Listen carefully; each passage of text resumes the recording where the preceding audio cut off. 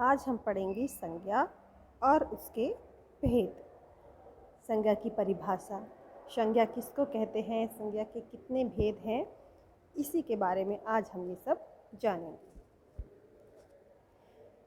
तो संज्ञा की परिभाषा में हम कह सकते हैं कि जैसे किसी व्यक्ति, वस्तु, प्राणी, भाव या स्थान के नाम को हम संज्ञा कहते हैं।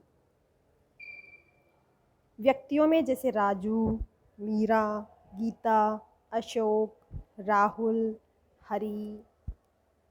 और वस्तुओं में गेंद, फल, साइकिल, बोतल, पेंसिल, कागज। ऐसे ही प्राणियों में बंदर, रीछ, हाथी, बकरी। और भाव में क्रोध, खुशी, प्रेम, ईर्ष्या, दुख, भूख, प्यास।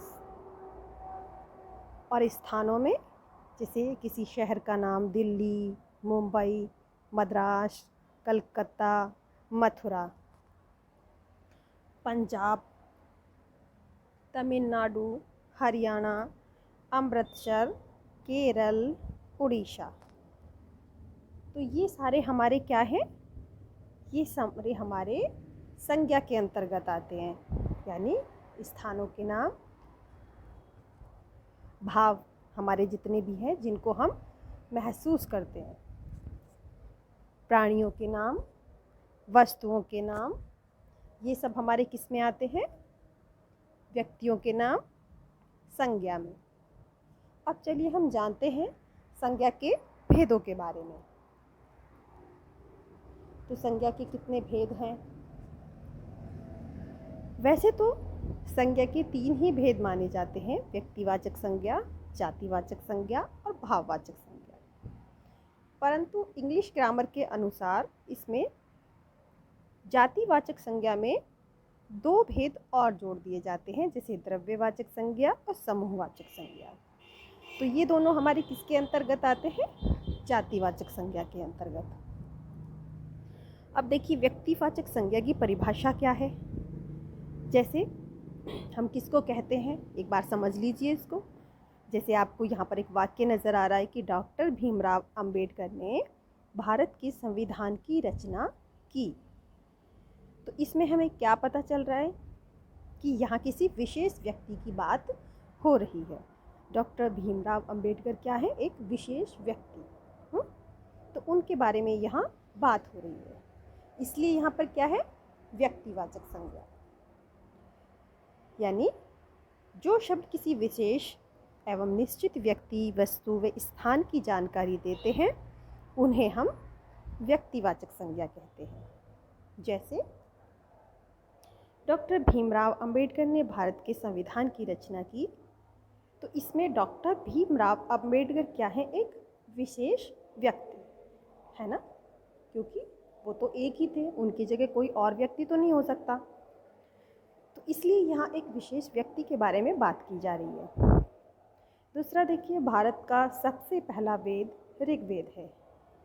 अब ऋग्वेद क्या है? ये एक हमारा वेद यानी पुस्तक है, धार्मिक पुस्तक है हमारी, है ना, जो ये भी एक विशेष वस्तु है। कोई वैसी पुस्तक तो ये है नहीं किसी कहानी की या किसी जोक की या किसी क्लास की। तो ऋग्वेद हमारा एक महत्वपूर्ण ग्रंथ है। तो यहाँ पर जो ऋग्वेद है कि विशेष वस्तु है। तो यहाँ पर जैसे रामायण भी हो सकता है, महाभारत भी हो सकती है हमारी, कोई भी हमारी धार्मिक ग्रंथ पुस्तक, गीता, कुरान, कोई भी। अब आगे देखिए, जामा मस्जिद दिल्ली में स्थित है। तो यहाँ पर किसके बारे में बात हो रही है? निश्चित स्थान के बारे में। जैसे दिल्ली, यानी दिल्ली हमारी पूरे देश में एक ही शहर है, कोई दूसरा तो नहीं है ना, दिल्ली। तो इसलिए ये भी एक विशेष शहर है, यहाँ पे भी एक विशेष स्थान की बात हो रही है। तो ये हमारे आते हैं व्यक्तिवाचक संज्ञा के अंतर्गत। अब देखिए जातिवाचक संज्ञा क्या है, इसकी परिभाषा। जब किसी भी प्राणी, जंतु एवं समूह की जानकारी देने वाले संज्ञा शब्दों को हम क्या कहते हैं? जातिवाचक संज्ञा। जैसे रानी किताब पढ़ रही है। बच्चे विद्यालय जाते हैं। आज हम फल खाएंगे। तो इसमें रानी किताब पढ़ रही है। तो किताब शब्द से हमें किसका बोध हो रहा है? किताब की पूरी जाति का। यानी कि इसमें कुछ ऐसा नहीं बताया गया कि किस किताब के बारे में बात की जा रही है। किताब में बहुत सारी किताबें आती हैं, कोई भी किताब आ सकती है। तो इसमें किताब की पूरी जाति के बारे में बात की जा रही है। ऐसे ही बच्चे विद्यालय जाते हैं। यहाँ पर भी किसी एक विशेष बच्चे के बारे में बात नहीं की जा रही, सारे बच्चों के बारे में बात की जा रही है। विद्यालय तो बहुत सारे बच्चे जाते हैं, तो इसलिए यहाँ पर बच्चे भी हमारा जातिवाचक संज्ञा का उदाहरण है। आज हम फल खाएंगे। तो यहाँ पर आज हम फल खाएंगे, फल हमारा जातिवाचक संज्ञा में आता है, क्योंकि यहाँ पर भी फलों की पूरी जाति की बात की जा रही है। इसमें कोई एक विशेष प्रकार का फल नहीं बताया जा रहा है। मान लो अगर यहाँ पर ये भी होता कि आज हम आम खाएंगे, तब भी हमारा ये जातिवाचक संज्ञा के अंतर्गत ही आता, क्योंकि आम की भी किसी एक विशेष प्रजाति की बात वहाँ पर नहीं हो रही है। तो ये था हमारा जातिवाचक संज्ञा का उदाहरण।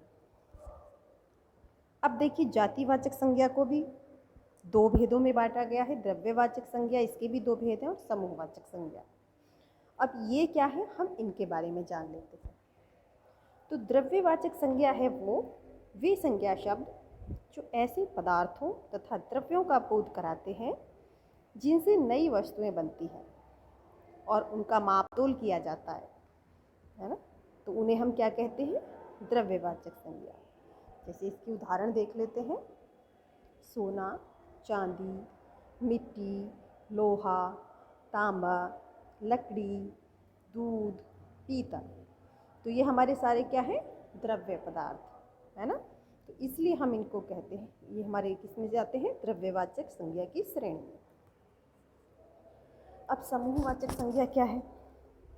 तो ऐसे शब्द जो किसी समूह या समुदाय का बोध कराते हैं, यानी पूरे किसी समूह का, तो उन्हें हम कहते हैं समूहवाचक संज्ञा। अब इसके उदाहरण देखिए, जैसे कक्षा, परिवार, सेना, जनता, अस्पताल और मंदिर, है ना। तो हमें इन सारे शब्दों से किसका बोध हो रहा है? पूरे समूह का। यानी कक्षा में पूरा एक समूह होता है बच्चों का, परिवार में भी पूरा, सेना में भी बहुत सारे लोग होते हैं, जनता में भी पूरी जनता आ जाती है, और अस्पताल में भी बहुत सारे लोग होते हैं एक साथ, मंदिर में भी। तो हम कह सकते हैं जिस समूहवाचक संज्ञा में हमारे पूरे पर्वतों की श्रृंखला, हमारे नक्षत्रों का पूरा मंडल, तारों का पूरा पुंज, कागज़ का पूरा दस्ता, सैनिकों का जत्था, चोरों का गिरोह, गायकों की मंडली, कर्मचारियों या मजदूरों का संघ, भेड़ों का झुंड, तो हमारे ये सब चीज़ें किस में आएंगी? समूहवाचक संज्ञा में, क्योंकि इसमें हमें पूरे एक समूह का बोध होता है इन शब्दों से। अब देखिए, भाववाचक संज्ञा क्या है? तो भाववाचक संज्ञा यानी जिन संज्ञा शब्दों से किसी व्यक्ति या वस्तु के गुण, दोष, दशा, अवस्था, धर्म आदि का बोध होता है, उन्हें हम कहते हैं भाववाचक संज्ञा। जैसे दया, शांति, प्रेम, अच्छाई, धैर्य, बुढ़ापा, सफलता, सुंदर, बहुमूल्य। तो ये हमारे सारे किस में आते हैं? और क्रोध, मिठास, आक्रोश, शत्रुता और मित्रता, ये हमारे सब आते हैं उदाहरण भाववाचक संज्ञा के अंतर्गत। अब इनको क्या है, हम इन चीज़ों को केवल देखकर महसूस कर सकते हैं, हम इनको छू नहीं सकते और इनको गिन भी नहीं सकते, क्योंकि जैसे हम देखते हैं सामने वाले व्यक्ति को देखकर हम अंदाज़ा लगा देते हैं कि उसको बहुत ज़्यादा क्रोध आ रहा है या वो बहुत ज़्यादा आज खुश है। तो ये हमें किसी के बताने से पता नहीं चलता ना, हम सामने वाले के भाव देख करके जान जाते हैं कि वो कैसे मूड में है। ऐसे ही मिठास को हम अपनी जीभ पर रख कर उसका टेस्ट समझ लेते हैं कि वो मीठा है, खट्टा है, कड़वा है, उसके बारे में भी हमें कोई बताता नहीं है। तो ये सारे हमारे आते हैं भाववाचक संज्ञा। जैसे कुछ जातिवाचक संज्ञा से हम भाववाचक संज्ञा बना सकते हैं। जैसे मित्र से मित्रता, मनुष्य से मनुष्यता, मजदूर से मजदूरी, देव से देवत्व, ममता से ममत्व, चोर से चोरी। और कुछ सर्वनाम शब्दों से हम भाववाचक संज्ञा बना सकते हैं। जैसे स्व से सत्व, अपना से अपनापन, निजी से निजता, अहम से अहंकार, पराया से परायापन और सर्व से सर्वस्व। और विशेषण शब्दों से हम बना सकते हैं भाववाचक संज्ञा। वीर से वीरता, खट्टा से खटाश, आलसी से आलस्य, चालाक से चालाकी, गहरा से गहराई और गर्म शब्द से गरमाई। उसी प्रकार हम क्रिया शब्दों से भाववाचक संज्ञा बनाते हैं। जैसे थकना से थकावट, जीतना से जीत, हंसाना से हंसी, सींचना से सिंचाई, लिखना से लिखाई, देखना से दिखावट। तो बच्चों, आज हमने जाना संज्ञा के बारे में, संज्ञा के भेद, संज्ञा की परिभाषा और कैसे हम संज्ञा शब्दों से जातिवाचक या सर्वनाम या क्रिया से हम किस प्रकार भाववाचक संज्ञा बना सकते हैं।